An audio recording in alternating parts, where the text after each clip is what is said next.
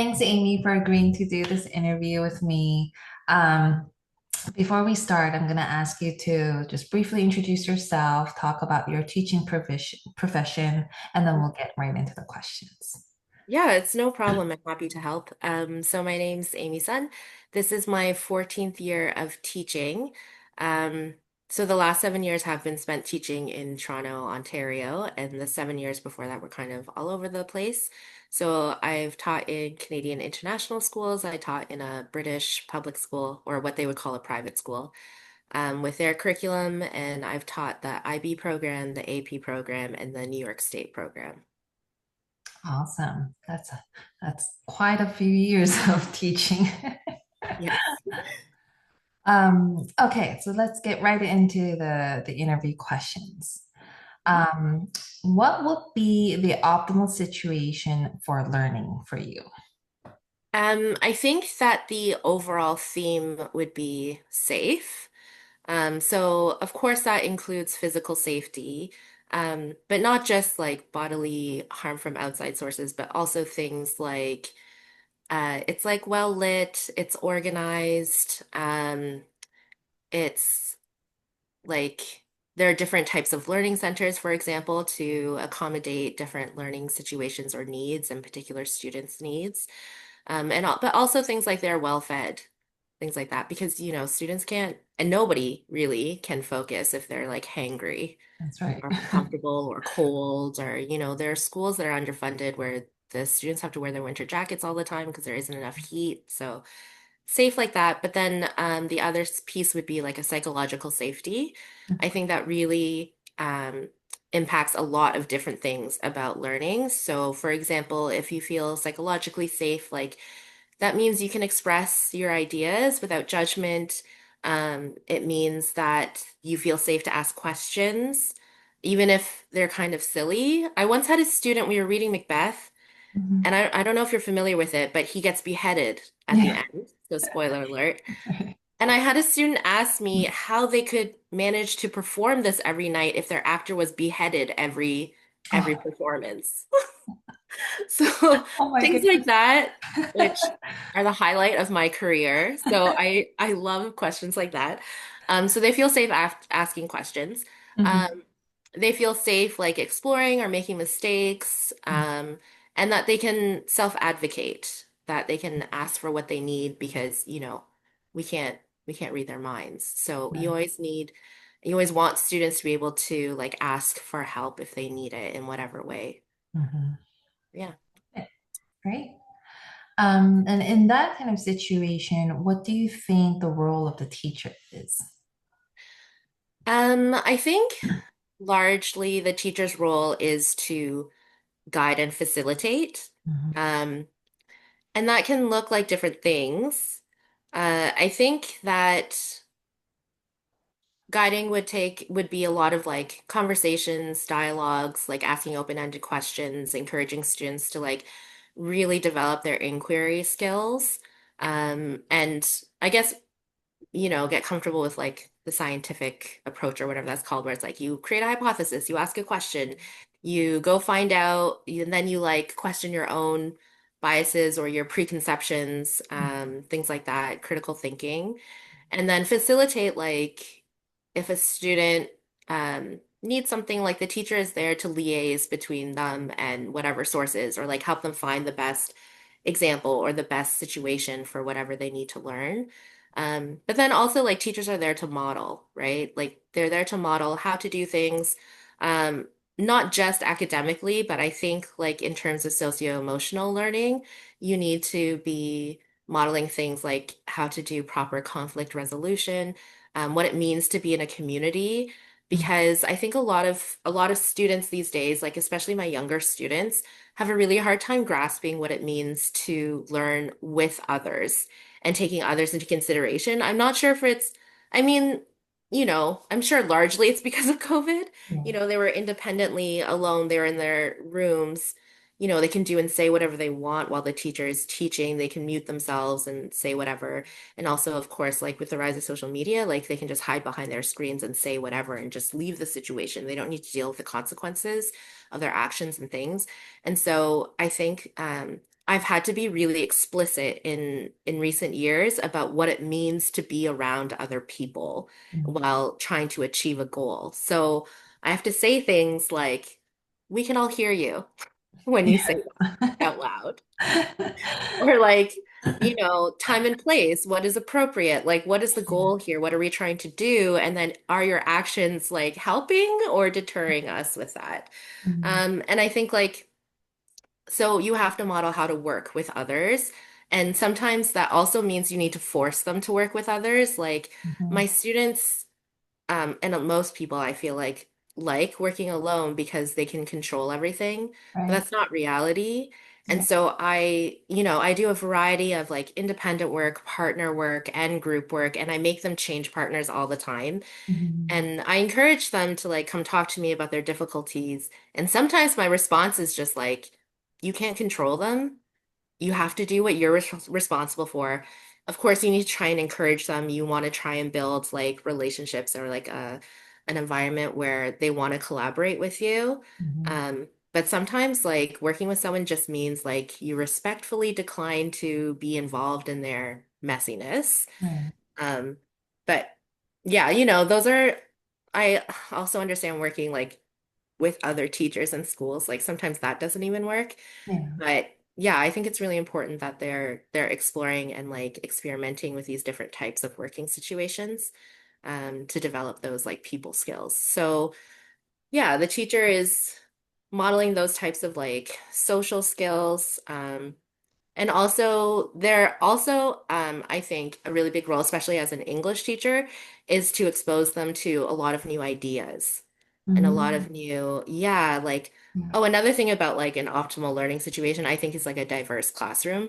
Mm. I think like, we live in a global society wherever you are. And so it's important that the students are aware of like cultural differences, what it means for them to be a part of like a diverse culture, like in society, like we are here in Toronto. Mhm. Um, and to be able to respect those ideas without losing their own center, without losing their own identity and understanding that like where is the line kind of like Mhm. what is the difference between like respecting somebody's opinion or like having to stand up for yourself or things like that. Yeah. And I was actually talking to Catherine about a text that I was teaching a student, and she commented that she remembered a lot of her English texts being like sad in high school and like difficult emotionally. Oh, And she was yeah. like, why do they do that? And so I was saying, like, listen, as an English teacher, Mhm. like, I think it's my job to introduce difficult topics and subjects and ideas to my students and kind of moderate and guide them through confronting these things Mm. because they're going to encounter them anyway at Yeah. some point. And of Mhm. course, I'm like keeping in mind what is age appropriate. I'm not like throwing them in the deep end or anything like that.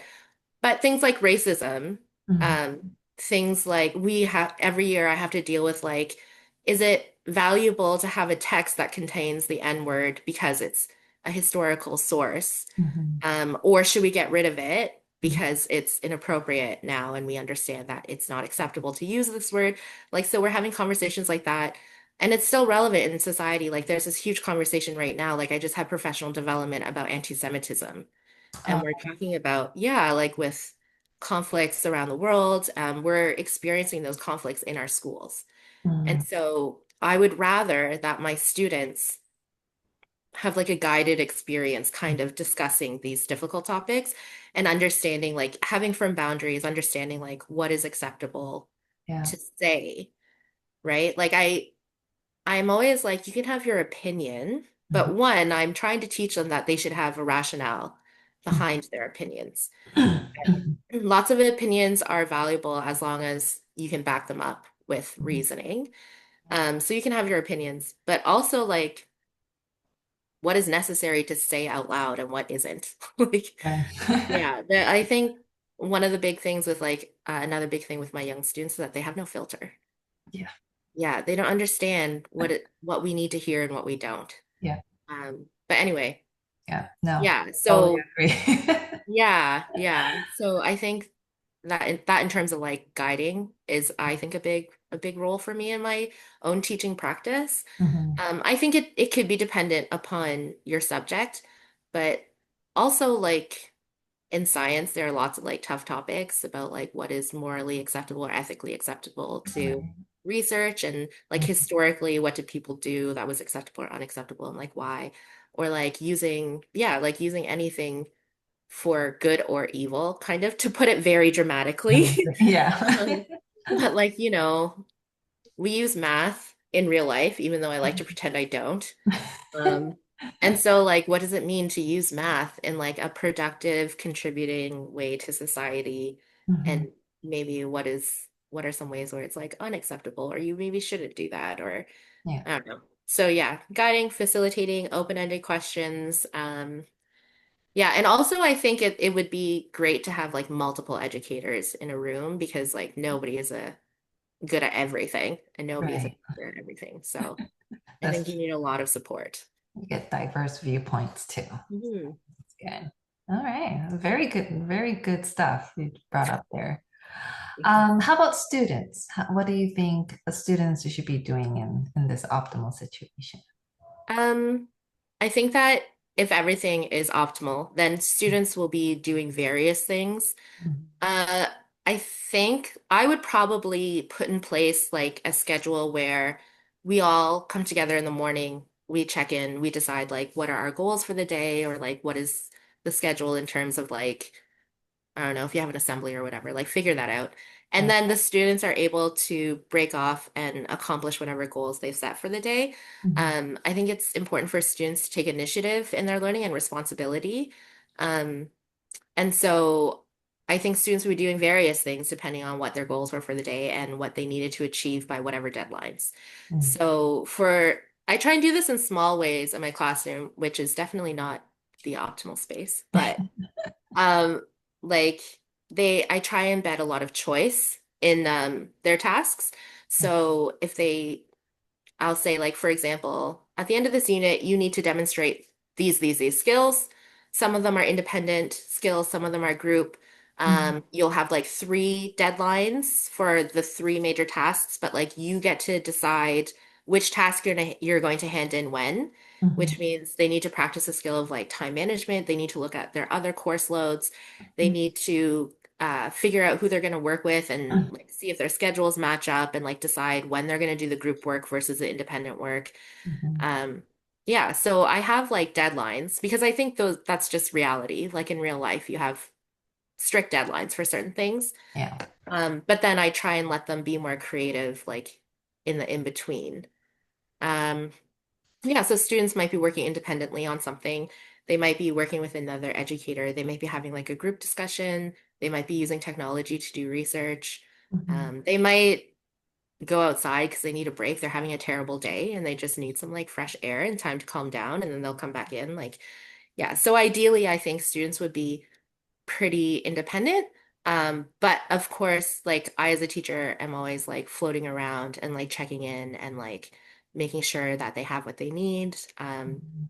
and that I can answer whatever questions they have or have like an open-ended discussion with them to help them discover what they need. I Okay. think Sounds good.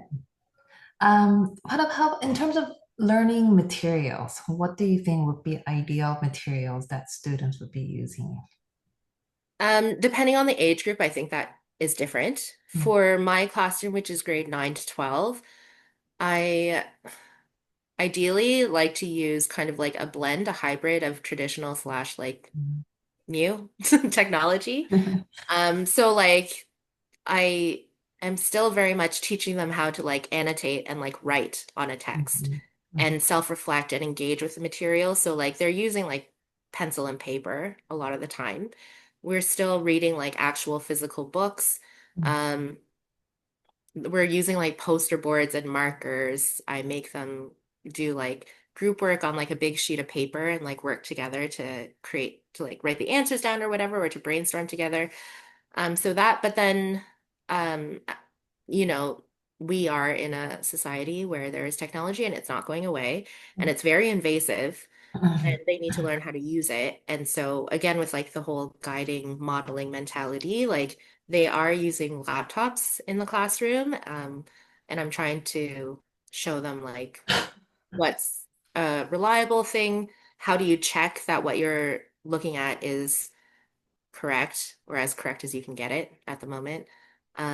So yeah, like a hybrid of things. But I don't, and there are moments actually where they can use their cell phone to like listen to music and things like that. But ideally, like I would have it pretty controlled, like which materials come into the classroom, because I think like we're all very distractible. And so, yeah. Sorry, my Zoom is about to, time is about to cut off soon, so I'm gonna speed up a little bit, but we do have one more question. Yeah. Um, Assessments of student performance, what would that look like? Varied. So the Ontario Ministry of Education has something called triangulation, which I agree with. It's basically that in order to assess a student, you don't rely on just products like we used to in the old days. So it's not like tests or projects or presentations, just only those things.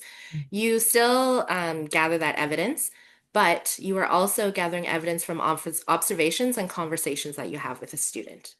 So if a student can demonstrate their learning to you through a conversation that you had with them, like it can be a it doesn't even have to be like purposefully assessment oriented conversation. I see. Sometimes I'm just talking to my students because they're curious about whatever we're talking about and they just want to know whatever. And so even from that casual conversation, if I can see that they understand a theme or they're making connections between like the text that we're reading in the real world, like I can include that in my assessment of their learning and like base their part of their grade on that conversation and like observations of what they do in class. Like I will observe like class discussions that they have. I have an activity where they run their own discussion and the teacher is just an observer.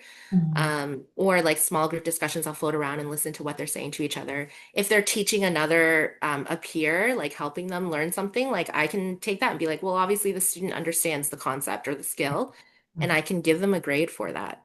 It Mhm. doesn't have to be like, here's a test, sit down, Right, show me on right. paper. Yeah. Okay, triangulation. I'll remember Hmm. that. Yeah, so it's like it depends on the skill that you're trying to assess. Yeah. It also depends on the student because people are different and some people excel at some Mhm. things than others.